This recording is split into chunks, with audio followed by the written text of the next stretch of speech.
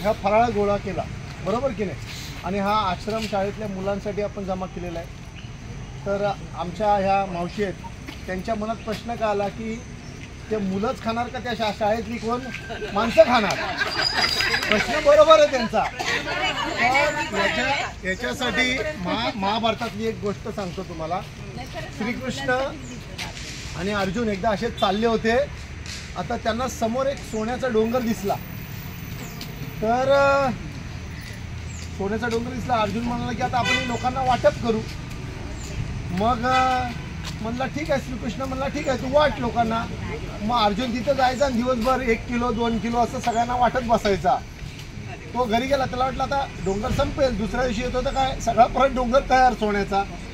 तो म्हणतो संपत कसा नाही डोंगर, मी एवढं लोकांना वाटतोय ते.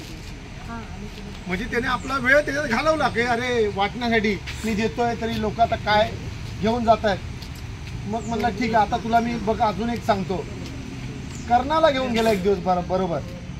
तर कर्णाला म्हणला हा डोंगर दिसतोय, हा लोकांना वाटायचा आहे. कर्ण आला, सगळ्या लोकांना त्यांनी बोलवलं आणि म्हणाला हा दिसतोय डोंगर, घेऊन टाका. म्हणजे असं आहे, आपण एकदा एखाद्याला वस्तू दिली की परत आपण विचार नाही करायला की काय झालेलं आहे, तो त्याचा कसाही उपयोग करू. हा मनात भाव असेल ना तर आपल्याला ते कदाचित पुण्य भेटेल. नाही तर मनात नेहमी शंका, अरे मी दिले ते त्याचा काय उपयोग होईल का नाही. बऱ्याच वेळेला आपलं असं होतं, आपण लग्नात किंवा कुठे वाढदिवसाला काय वस्तू देतो आणि ती वापरण्याची गॅरंटी नाही, तर दुसऱ्याला पण देऊ शकतो, ते त्याचा प्रश्न.